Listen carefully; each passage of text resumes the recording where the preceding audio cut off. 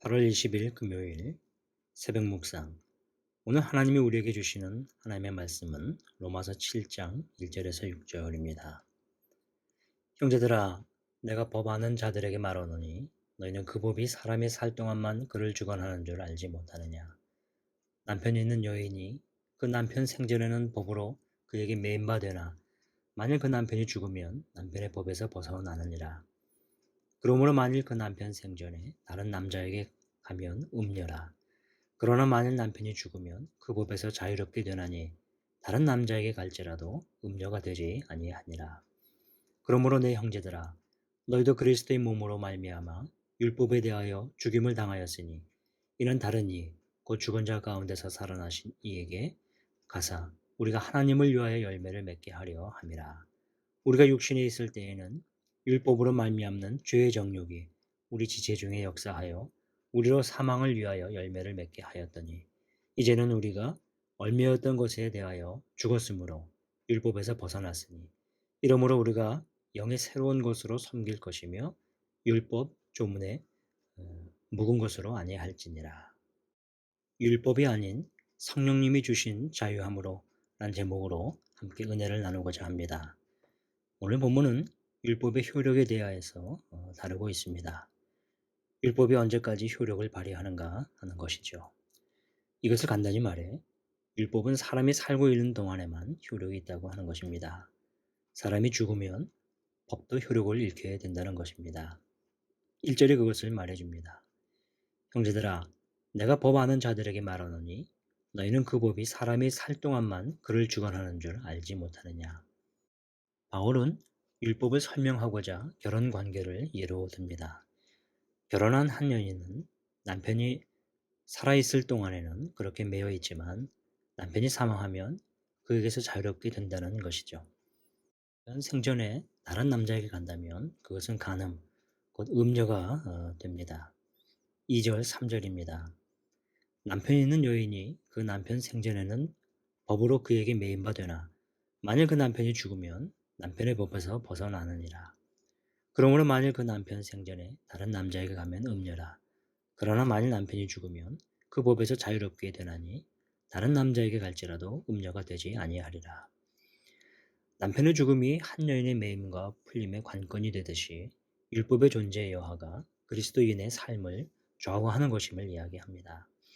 남편이 죽듯이 율법에 대해서 죽었습니다. 어떻게 율법에 대해서 죽을 수 있을까? 예수 그리스도의 십자가로 인한 것입니다.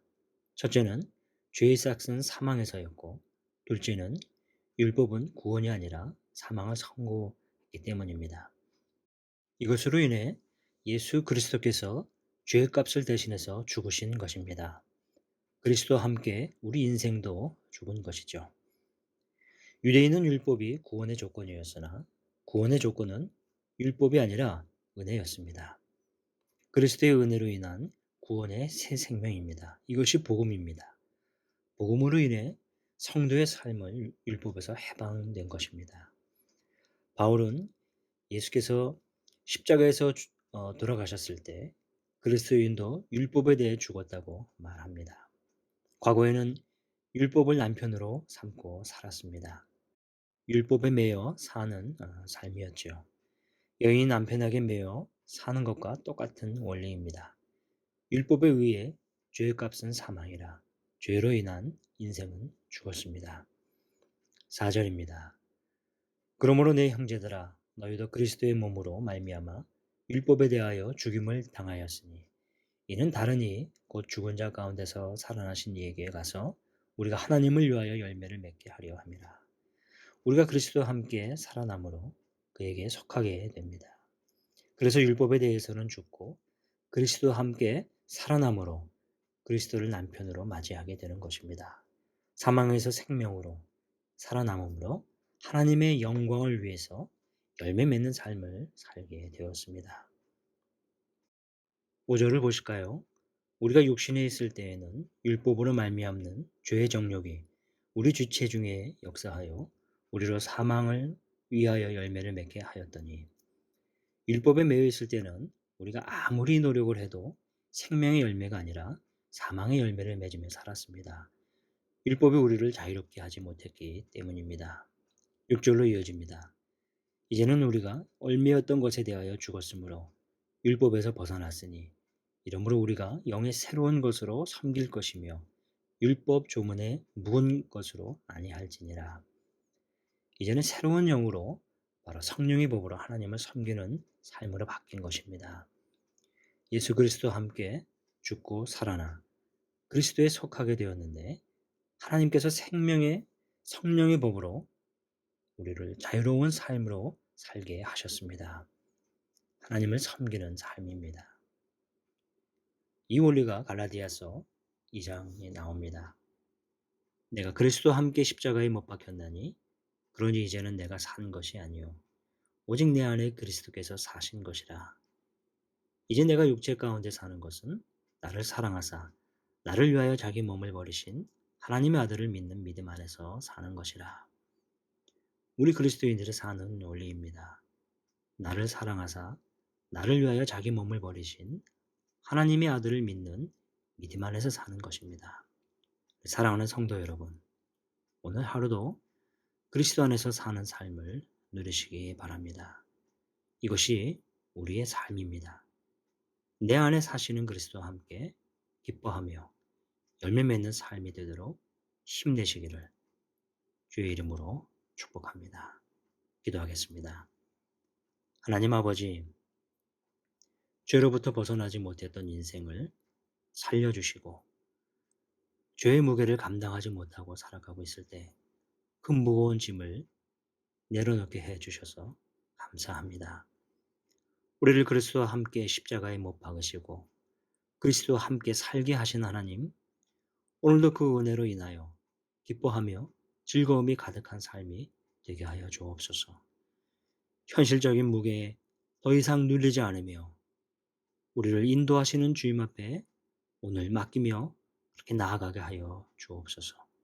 예수님의 이름으로 기도하옵나이다. 아멘. 이어서 기도하겠습니다. 이제 말씀을 생각하며 율법에 얽매이지 않고 그리스도와 함께 살며 풍성한 열매를 맺는 삶이 되게 하소서. 성령님의 인도하심을 따라 하나님께서 기뻐하시는 성결한 삶을 사는 믿음의 성도가 되게 하소서. 환우들과 연약한 지체들을 위해 기도합니다. 오랫동안 질병으로 고통받는 환우들의 아픈 몸과 마음을 위로하여 주시고 하나님을 신뢰하는 믿음이 무너지지 않도록 붙들어 주소서. 고통 가운데 하나님을 더 깊이 만났던 말씀이 힘이 되게 하시고 돌보는 가족들의 마음과 영혼을 주님의 마음으로 위로하여 주소서. 장기간의 폭염으로 인해 지친 성도님들에게 날마다 새 힘을 주시고 치유와 회복이 일어나는 교회가 되게 하소서. 긴 시간 하나님으로부터 떠나 있는 가족들, 성도들의 마음에 성령 하나님께서 함께 하셔서 주의 말씀으로 살아나게 하소서. 이제 담임 목사님과 직원분들을 위해 기도합니다. 박지원 담임 목사님에게 하나님의 은혜와 능력이 충만하여 연유교회를 잘 이끌어 갈 수 있도록 동역하는 교회 직원들이 맡겨주신 역할들을 잘 감당하도록 인도하여 주옵소서. 오늘 선교사님을 위해서 기도할 때 이응복, 이정미 선교사님의 가정과 사역을 지켜 주옵소서. 코로나 상황에서 선교사들이 건강을 잘 관리하며 위급한 상황이 발생하지 않고 예방에 힘쓰며 새로운 변화에 잘 적응할 수 있는 케어 정책들을 개발할 수 있게 하옵소서. 지속 교육 프로그램을 잘 계획하고 선교사들의 성장과 필요를 잘 담아내는 교육이 될 수 있게 하소서. 굴자식 건강을 잘 관리하고 대학원 졸업을 하고 한국에 남을 수 있게 하시고 보타가 한국에서 일할 수 있는 길이 열리게 하소서. 환우들을 위해서 기도할 때요, 이현숙 권사님의 고관절 상태를 고쳐주시고 강건케 하옵소서. 우리 합심으로 기도하겠습니다.